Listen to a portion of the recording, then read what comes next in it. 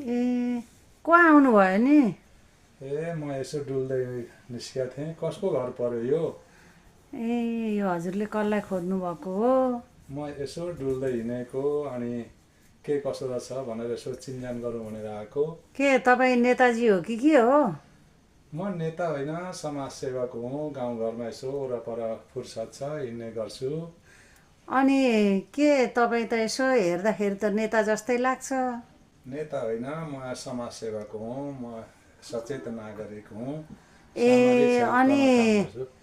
त्यसो भए त तपाईँलाई त केही कुरा सोध्न मन लाग्यो। के होला भन्नुहोस् न, मैले जानेको कुरा बताउँछु। अनि यसपालि त खै अब चुनाव हुन्छ भन्छन्।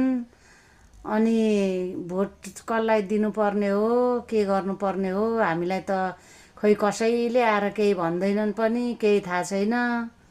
कसलाई दिनुपर्ने हो कोनी? चुनाव व्यक्तिगत अधिकार हो, मानव अधिकार अन्तर्गत पर्दछ। राम्रो मान्छेलाई, राम्रो पार्टीलाई छान्नुपर्छ।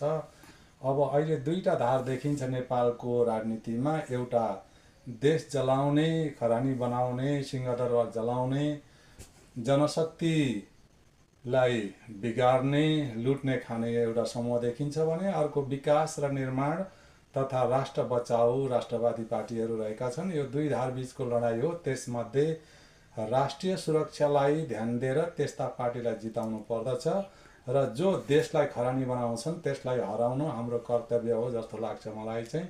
अब अरू कुरा त आफ्नो विचार हो नि।